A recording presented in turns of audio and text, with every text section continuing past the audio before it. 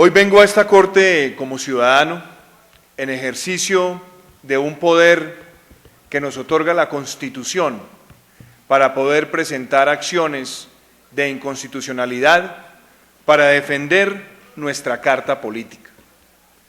Una carta política que, como lo diría John Rawls, corresponde al más puro de los contratos en una sociedad y que tiene el valioso alcance para una comunidad de defender, de orientar y de guiar el Estado de Derecho.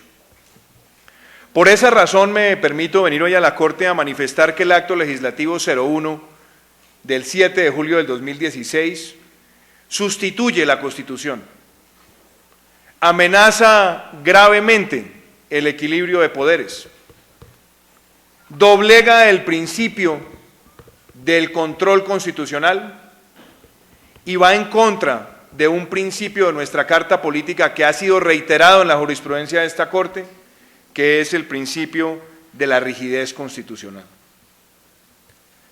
Acogiéndome a la invitación que ha hecho el magistrado Lizarazo para referirnos a la naturaleza jurídica del acuerdo entre el gobierno Santos y las FARC, quisiera empezar a hacer una elucubración sobre el derecho a la paz contemplado en el artículo 22 de nuestra Constitución.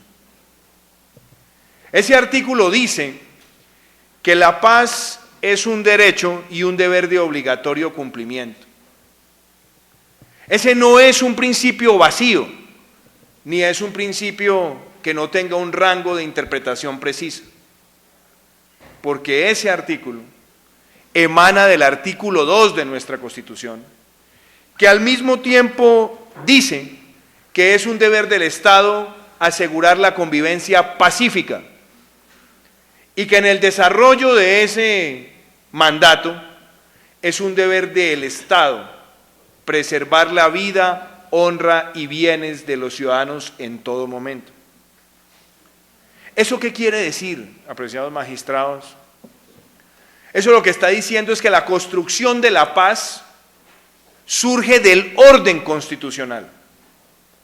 La construcción de la paz no está por fuera del orden constitucional. Y eso también quiere decir que la atribución legítima que tiene la fuerza pública en nuestro país es la de ser la fuerza que protege la Constitución y que debe velar para que el orden constitucional garantice a todo colombiano en todo momento y lugar del territorio la protección integral de su vida, honra y bienes. Y eso es importante ponerlo acá en contexto, porque aquellas voces que tratan de mirar la construcción de un acuerdo de desmovilización, desarme y de reinserción como un hecho excepcional, a partir del cual se le empieza a dar la connotación casi de guerra civil y de momento atípico y anormal en el orden constitucional, es una falacia. Porque el Estado de Derecho, la Constitución colombiana, construye ese mandato de paz a partir del orden normativo expresado en nuestra Carta Política. Es decir, el orden constitucional se funda en el imperio de la ley. Y eso sirve para hacer una precisión importante cuando se habla de la discusión frente al acuerdo. Y tiene que ver sobre el verdadero debate.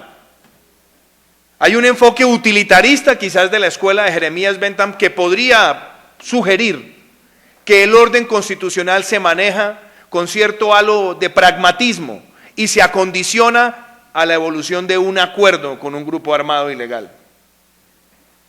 Esa postura, por supuesto, no es la mía. Yo creo mucho más en el principio kantiano de los imperativos categóricos que están delimitados en el orden constitucional, para que la Constitución no esté al albedrío de la adecuación pragmática frente a las pretensiones de quien quiera negociar con el Estado. Y a mí me parece que eso es fundamental, porque la paz como se quiere construir, según nuestra Carta Política, es a partir de un orden que se ejerce con la capacidad ofensiva de la fuerza pública, con la capacidad sancionatoria de las Cortes, del sistema judicial y por supuesto con la capacidad disuasiva que puede tener el Ejecutivo para negociar una desmovilización, un desarme y una reinserción al orden constitucional.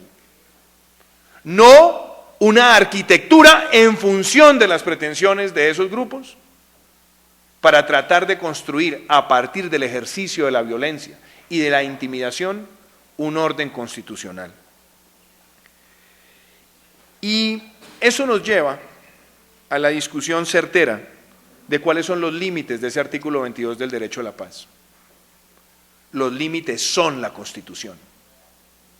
Los límites son las leyes colombianas.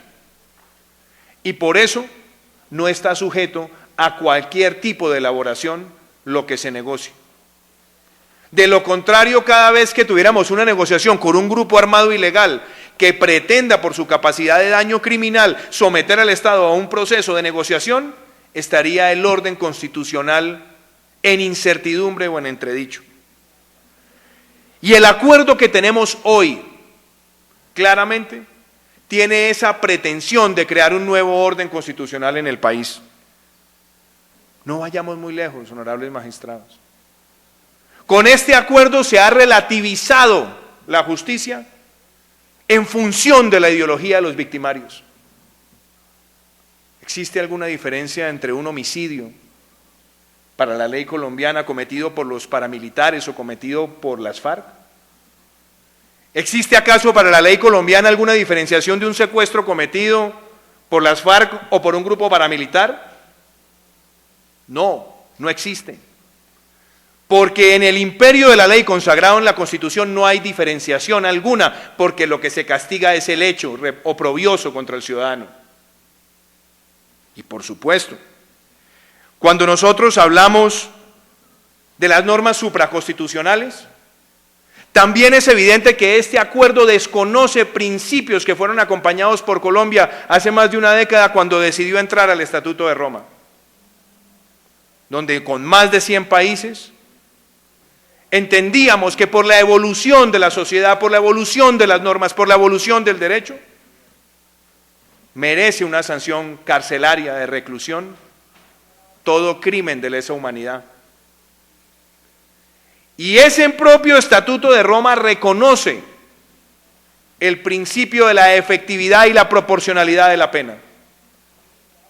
Es cierto, honorables magistrados, que en aras de construir un acuerdo de desmovilización, desarme y de reinserción, esta propia Corte ha avalado que pueda haber una reducción sustancial de la pena carcelaria, pero no la ausencia de pena carcelaria. Porque la pena carcelaria o la pena que restringe de manera efectiva la libertad es un mecanismo también de reparación a las víctimas y es un mecanismo de homogeneizar la conducta criminal ante el derecho colombiano.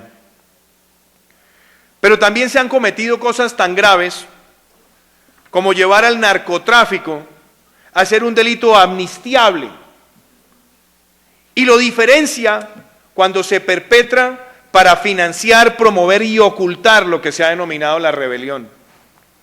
Esa es otra grave relativización del derecho colombiano. Pero también, honorables magistrados, aquí se ha creado una justicia especial que está por fuera de ese paraguas que se conoce como la jurisdicción ordinaria, como la rama del poder judicial en nuestro país. ¿Por qué lo digo? No vayamos muy lejos. Esa justicia especial ha limitado la acción de tutela, ha convertido la acción de tutela ante esa jurisdicción en una situación sui generis, que no aplica para ninguno de los otros estamentos de la justicia colombiana. Y ubica a esa jurisdicción especial por encima inclusive de esta Corte, que es la única soberana intérprete que tiene la Carta Política. Porque si llegase a dar una situación de conflicto de competencias, habría 3 magistrados de la jurisdicción especial, 3 magistrados de esta Corte, y en caso de empate, quien lo dirime sería el presidente de la Justicia Especial para la Paz. Eso es una alteración del orden constitucional y ubica por encima del mandato que le da nuestra Carta Política al sistema de cortes. Y por supuesto, algo supremamente grave, y es que puede hacer calificaciones jurídicas propias, crear tipos penales, inclusive para el momento donde no existía esa tipificación en el derecho colombiano, por el alcance en el tiempo que permite una retroactividad todavía no regulada, honorables magistrados.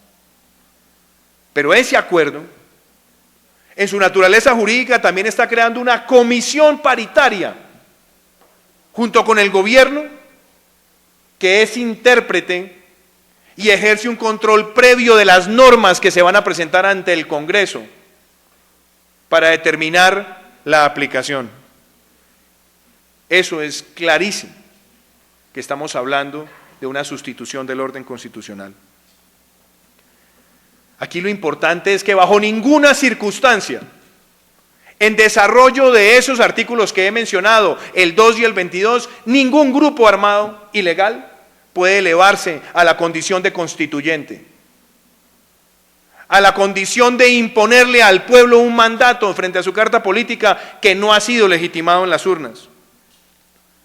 Es más, hoy cuando me presento ante ustedes, debo decir que el pasado 2 de octubre del año 2016 fueron las mayorías expresadas en las urnas las que rechazaron esos elementos del acuerdo. Es muy grave, frente a la naturaleza jurídica que le ha querido dar el gobierno a ese acuerdo, que hoy estemos viendo que se ha convertido en un referente de interpretación de derechos fundamentales y del DIH en nuestro país. Esa no puede ser la construcción de una paz, porque ahí estamos viendo un pragmatismo que pone en interinidad el orden legal de nuestro país. Dicho eso, paso a los aspectos de la demanda, a los aspectos que nos han invitado a debatir. El acto legislativo 01 del 7 de julio del 2016 es el mecanismo de implementación de esos acuerdos. Y como mecanismo de implementación, me reafirmo en la tesis de la demanda que sustituye la Constitución colombiana. Y me permito hacer referencia a la sentencia C551 del 2003 proferida por esta Corte. Aquí se ha dicho, el constituyente derivado no tiene competencia para destruir la Constitución. Ya ha dicho también la Corte en ese pronunciamiento que el acto constituyente establece el orden jurídico y por ello cualquier reforma que el constituyente reconozca, cuando es delegado, se limite a una revisión. Pero también sostiene esta Corte que el poder constituyente secundario no puede arrogarse funciones del poder constituyente primario y por ende sustituir la Constitución. Ese mismo principio fue ratificado por la sentencia C1200 del 9 de diciembre del 2003, cuyo magistrado ponente fue el doctor Manuel José Cepeda, que hacía esta referencia. La institucionalidad es distinta, inclusive en la manifestación de la intangibilidad. La intangibilidad impide tocar el núcleo de un derecho fundamental o en su sentido más amplio, afectar uno de los principios definitorios de la Constitución. Para esta Corte, reformar implica que el poder de revisión que tiene el Congreso no pueda llevar a sustituir, derogar, cambiar, reemplazar o subvertir la Constitución existente sobre pretexto de reforma. Ese contrato social que llamamos Constitución no le da un poder omnímodo al Congreso para hacer lo que le plazca frente a la Carta Política, porque lo